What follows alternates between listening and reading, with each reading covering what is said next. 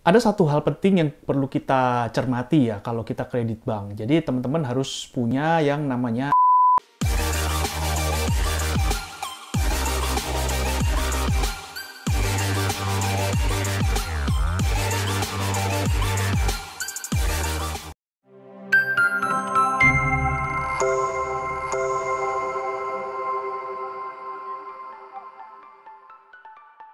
Halo teman-teman, kembali lagi ketemu dengan Andi di sini di channel King Kos, si Raja Kos. Pada video hari ini saya akan berbicara tentang kredit bank ya. Jadi kalau di video-video sebelumnya kan teman-teman sudah tahu bahwa saya banyak mengembangkan bisnis saya, leverage bisnis saya itu dengan berhutang bank, dengan kredit bank. Nah, ada satu hal penting yang perlu kita cermati ya kalau kita kredit bank. Jadi teman-teman harus punya yang namanya exit plan. Karena apa? Karena yang namanya angsuran bank itu adalah suatu keniscayaan, suatu kepastian. Jadi itu adalah certainty. Wah, kalau bahasa Inggrisnya itu keren ya. Saya ini sekarang jadi ngomongnya ke bahasa Inggrisan karena apa ya?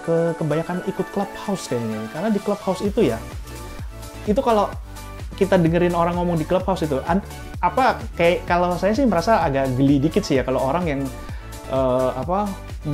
memasukkan istilah-istilah bahasa Inggris terus memasukkan kata-kata bahasa Inggris dalam kalimatnya itu campur aduk dengan bahasa Indonesia. Saya bingung kadang-kadang nih orang melakukan itu kenapa sih? Apa karena mau dianggap pinter atau gimana sih dengan mencampurkan bahasa Inggris dengan bahasa Indonesia? Padahal kita yang dengerin aja jadi kadang-kadang kalau nggak tepat itu malah jadi aneh, kadang-kadang jadi risih aja sih kalau saya sih ya, tapi ya mungkin buat orang itu merasa keren kali ya kalau bisa mencampurkan bahasa Inggris, memasukkan bahasa Inggris di kalimat-kalimatnya dia gitu. Oke, lupakan tentang clubhouse, kita kembali ke topik yaitu kredit bank ya. Jadi seperti tadi saya udah bilang bahwa angsuran bank itu adalah suatu kepastian yang harus kita bayar setiap bulannya. Nah, bank itu kan tidak mau tahu tuh kondisi kita sekarang saat ini gimana, apakah usahanya sedang turun, terus apakah kita sedang ada pengeluaran lain tak terduga, misalnya sakit lah, atau misalnya ada harus bayar pendidikan anak lah, masuk anak sekolah mahal segala macam. Itu kan bank kan nggak mau tahu. Jadi angsuran itu adalah suatu kepastian, sedangkan penghasilan atau income kita itu adalah suatu ketidakpastian. Nah, itulah yang berbahaya kalau teman-teman tidak bisa mengelola keuangan dengan baik, tidak bisa mengatur cash flow dengan baik, karena akan mengakibatkan fatal kalau saatnya sudah jatuh tempo, kita nggak bisa bayar, kena bunga, kena denda. Udah gitu kalau memang bisnis kita sedang turun, apalagi pandemi COVID seperti ini, berkepanjangan, itu akhirnya kalau kita tidak punya yang namanya exit plan itu, ujung-ujungnya properti kita bisa disita. Nah, di sini saya akan sedikit men-sharingkan satu macam exit plan ya. Jadi tiap orang itu punya exit plan itu beda-beda ya. Ada orang yang punya exit plan ada yang punya 2 macam exit plan, ada yang punya banyak gitu. Kalau saya termasuk orang yang punya beberapa exit plan supaya kita bisa mengatasi berbagai macam skenario yang terjadi. Jadi misalnya skenario yang terjadi yang seperti ini, exit plan-nya yang ini. Kalau skenarionya B, exit plan-nya seperti ini. Jadi kita punya berbagai macam exit plan untuk mengatasi berbagai macam skenario yang akan mungkin terjadi gitu. Makin banyak exit plan untuk mengatasi makin banyak skenario itu makin bagus daripada kita cuma punya satu exit plan doang gitu. Nah, di sini saya akan sharingkan exit plan yang biasanya saya lakukan di dalam proses perjalanan saya kredit bank ini ya. Saya ceritain satu aja karena kalau banyak kepanjangan udah gitu, yang jadi masalah adalah kalau exit plan itu kadang-kadang itu mengandung suatu kegiatan atau suatu perbuatan yang kadang-kadang itu dalam tanda kutip itu abu-abu ya. Jadi agak riskan, maksudnya agak berisiko kalau diomongkan secara vulgar di publik begini, nanti bisa menjadi bumerang buat saya gitu. Makanya ini saya ajarin satu aja yang sebenarnya satu ini sebenarnya udah cukup powerful sih, karena selama ini saya pakai ini pun bisa berjalan dengan baik gitu loh ya sebelum pandemi ya. Nah, apakah itu? Yaitu adalah exit plan saya. Saya selalu menawarkan, melistingkan properti saya yang pembeliannya melalui kredit itu untuk dijual. Entah itu saya masukkan di internet, saya kasih informasi ke makelar-makelar itu supaya mereka bantu untuk jual. Nah, kenapa seperti itu? Karena itu untuk berjaga-jaga ya, namanya exit plan itu kan untuk jaga-jaga ya, untuk jaga-jaga supaya kalau suatu saat kita terjadi suatu masalah dengan dengan keuangan kita sehingga kredit banknya agak tersendat-sendat, kita udah nggak kaget lagi gitu loh, udah punya persiapan gitu. Nah, kuncinya adalah kita kalau mau menawarkan rumah yang masih dalam proses kredit, itu kunci yang paling penting adalah jangan kita tawarkan itu pada saat dimana kita sudah kepepet ya. Contohnya gini, kalau kita mau jual properti, kita jualah pada saat kita angsurannya masih lancar gitu loh ya. Jangan sampai kita baru menawarkan properti, kita sudah mulai batuk-batuk nih angsurannya, sudah mulai telat-telat, sudah mulai nunggak. Nah, itu biasanya kita panik itu akhirnya propertinya kita gimana caranya supaya bisa laku terjual, akhirnya harga yang bisa didealkan itu tidak sesuai dengan apa yang kita harapkan gitu. Akhirnya mungkin malah rugi karena apa? Karena kita udah terlalu panik dikejar-kejar bank, dikejar-kejar debt collector, akhirnya ya udahlah asal laku aja, yang penting bisa buat nutup utang gitu, atau mungkin malah nombok dikit-dikit gitu. Nah, itu jangan sampai terjadi. Oleh karena itu konsepnya hampir sama dengan pada saat kita kalau mau mengajukan kredit. Kalau kita mau mengajukan kredit kan juga kita jangan nunggu pada saat kita butuh uang gitu loh. Kalau kita udah terlanjur butuh uang, kita baru mengajukan kredit, itu 95% itu ditolak. Karena apa? Karena bank itu, analis bank itu, dia bisa membaca gestur kita, cara ngomong kita, membaca data kita, membaca mutasi rekening kita. Itu kan kelihatan tuh, kalau kita kondisi keuangannya agak kurang bagus kan kelihatan mutasi rekeningnya sedikit, saldonya sedikit yang mengendap gitu. Nah, alhasil 95% ditolak kalau kita mengajukan kredit pada saat kita butuh. Nah, makanya kalau teman-teman mau mengajukan kredit, ngajukan pada saat belum butuh ya, keuangan masih bagus, bisnis masih bagus, rekening masih oke, mutasinya itulah ajukan. Nah, itu kemungkinan besar itu diterima. Hal yang sama yang harus kita lakukan adalah kita tawarkan properti kita pada saat kita belum butuh. Nah, kalau teman-teman tanya, loh orang belum butuh kok dijual ya? Ini buat exit plan ya, ini exit plan karena kita masa depan itu kita nggak tahu. Kayak kemarin sebelum COVID itu kan bisnis kan semua kayaknya bagus banget gitu loh, perkembangannya sangat luar biasa. Tapi ternyata tiba-tiba 2020 bulan Maret jebret semuanya hancur gitu. Nah, kalau kita tidak punya exit plan itu kan kita akhirnya akan masuk ke dalam suatu sikon yang kita nggak bisa bergerak gitu loh, kita terjebak di situ terus, dan akhirnya pada ujungnya nanti untung aja kemarin tuh ada program restrukturisasi dari pemerintah ya. Coba kalau nggak ada gitu kan, akhirnya kita bisa kehilangan aset gitu. Nah, kok bisa sih kita ini dijadikan exit plan? Nah, gini saya ceritain, saya ambil contoh aja ya, contoh kasus yang selama ini saya lakukan dan menurut saya menguntungkan gitu ya. Kita ambil contoh sekarang, langsung hitung-hitungan aja ya supaya lebih jelas gitu ya. Kita ambil contoh misalnya hari ini kita ambil kredit satu properti, harga propertinya pasarannya 1 miliar gitu ya, satu properti 1 miliar, tapi kita nego-nego dapat orang yang butuh uang, kita bisa membeli dengan harga 600 juta. Nah, berarti bank itu dari 1 miliar dia biasanya mencairkan itu 80%, sehingga kita mendapatkan pencairan itu 800 juta. Berarti kan kita nggak keluar uang, kita masih malah dapat cashback 200 juta ya. Nah, itu 200 juta ya entah kita mau buat ngangsur angsurannya setiap bulan, atau misalnya untuk melakukan renovasi supaya menambah jumlah kamar, memperbagus propertinya supaya mendapatkan passive income atau penghasilan yang lebih besar gitu.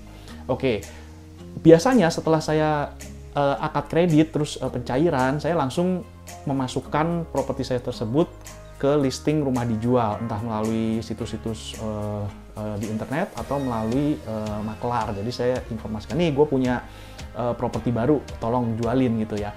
Nah, sekarang kalau properti tersebut di masa yang normal ya, masa yang normal bukan masa COVID seperti ini, itu biasanya kalau memang kita niat jual dan kita harganya nggak terlalu mahal-mahal banget, itu biasanya 1 tahun, 2 tahun, maksimal 3 tahun itu sudah bisa terjual biasanya.